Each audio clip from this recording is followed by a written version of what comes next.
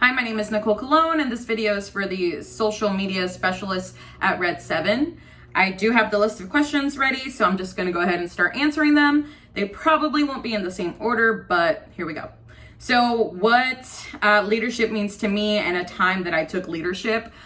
I think I've been taking leadership since I was in elementary, just because I was always that go-to person, probably because I have a really loud, thick voice.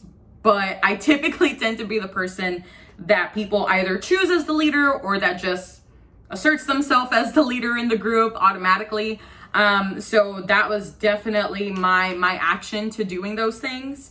And so then from there, it kind of just took off and got bigger and bigger throughout life. So once I got my first job, then I became the team leader eventually and leading groups of teams to do events, organizing all of that. And then another job right afterwards where I actually had to go to different stores to check up on my team to make sure that we're all being concisive in the way that we're executing things and making sure everybody is on task as everyone else. And then even in groups at my university or at my most recent job at Europe Express, I had teams of 35, half in the office, half online.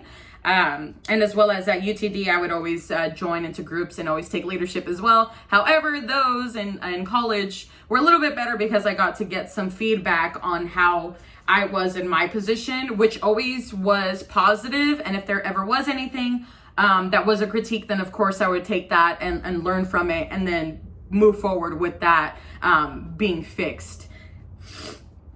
So with that being said, I do love coaching and mentoring. I learned that as I began to take lead of bigger groups, is that I found out I love to teach, I love to mentor, I love to train. I will sit next to you side by side and we will work this out until we're done. I will run next to you. I dislike people who just tell you what to do and just kind of let you figure it out yourself. I'm someone who needs direction for the most part. If I have the direction, if I know what I'm doing, then I can run. But for the most part, it's always nice to still have certain guidelines, certain rules and expectations. That way you kind of have like a base of what you need to do, where you need to go.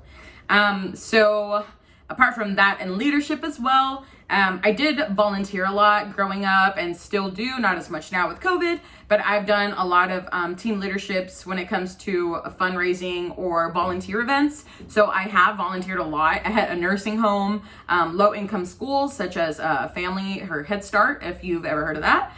Fire and police departments have fundraisers, things like that, my church, and of course just regular volunteering for any type of events that I kind of come across. That's just something I really like to do, that just no one's paying me, I'm not getting anything out of it, it's just for fun. So name of my movie, I thought about this one for a while, probably not too hard, but I came up with Collector of Hearts. And I don't mean that in a womanizer heartbreak hotel way. I mean that as in, I feel like I've never met a stranger. Just because I get to know everybody so fast, I just try to grasp that friendliness at the very beginning to where they're not a stranger. And so for me, also loving to travel and just loving to collect things and collect souvenirs and collect memorabilia that I have a lot of, I gave myself Collector of Heart just because I like collecting friendships, people, relationships, colleagues. I like collecting my heart whenever I go traveling. I tend to find pieces of my own heart everywhere, and that just might be corny, but either way, Collector of the heart, something like that. But it would also have to be a little bit comical, so maybe not that. But that's what I could come up with for now. So, the next thing is a little bit of fun facts about me. So this is on my resume, but just because it kind of goes into everything. I do speak 3 languages, so I speak English, hablo español, je parle français. So I speak French, English, Spanish. My French is needs a little bit of brushing up on, but everything else is fluent. I am very open-minded. I think more so ever since I studied abroad in 2015. I lived in Paris for 6 months. I went to school there. I basically traveled every weekend. Got to meet a lot of different people, a lot of different cultures, and all kinds of experiences, from dangerous experiences in Africa, Istanbul, to, of course, regular gelato and Eiffel Tower picnics in Paris. So it's huge range from there.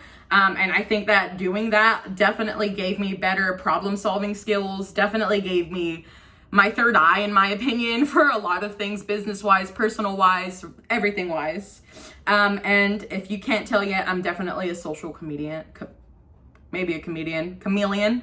I could be both, but I am definitely social for sure. I could talk to a wall and I have no problem with that. I talk to myself every once in a while. I'm pretty fun, so I tend to have great conversations. And I can have great conversations with real humans as well. So that's definitely not a problem for me. And another thing is that I want and value in a company is for sure company culture. I think I can't have this much energy in a place that doesn't support it. I would go nuts. So I have been in places where my energy is too much because they don't know what to do with me. They don't know where to move that energy. And I used to get upset about it, but I realized that my energy might actually be more of a positive thing and more of a power tool rather than not. So I definitely have some big energy, some positivity. I love encouraging my team. I love encouraging people. I love working together. Teamwork is one of my favorite things. I was actually in a military program in high school called ROTC. So I actually did do a little bit of that, even though I have nothing to do with the military, although my brothers are both Army men. So there's that. However, so another thing that I definitely value and want in a company is, so again, company culture, just because that could always make or break it. That could be the reason why I don't want to go to work that day or why I do want to go to work, why I'm going to work harder, why I'm not going to work harder. Feeling motivated and feeling happy in a place will definitely also increase work efficiency and everything else that goes with it just because of the environment. And I find that to be so important. Another thing I find, mentorship or just upper management, having that open door policy or just even having it known to your staff that you are willing to help, that you're willing to answer questions, because I've been in places where they will hold your hand and I don't need that, but then there's other places that will just throw you. And even though it's sink or swim, and I typically swim and it's fun, it's nice to have rules. It's nice to have something established. It's nice to have a baseline. And it's just nice to know that there's people out there that have already done the things that you want to do and that can hopefully inspire you and help you and tell you the things that they did to get there. And then another one, of course, is, room for growth. Nobody likes being stuck. I don't like being stuck. I don't even like being stuck in the same chair for that long. So, things like that, which you guys have said is something that you guys obviously do and only do within. So that would be perfect. I love working my way to the top. I can do that very well because I feel like I'm overqualified in a sense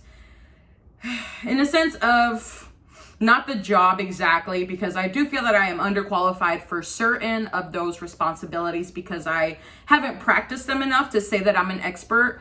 I do have a degree in media and communication, so that definitely helps. However, my most recent jobs have not been fully involved around social media, specialist strategies, anything like that. So it would be really great and fun to kind of be able to dive into this side, use my degree, use my knowledge, use what every millennial these days know about all the social media that there is.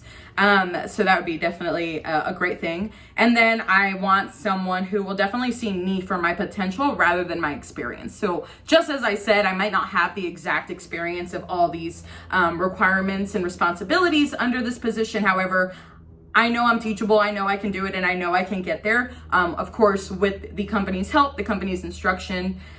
So I feel that both combined could be a great thing for myself, for the company as a benefit.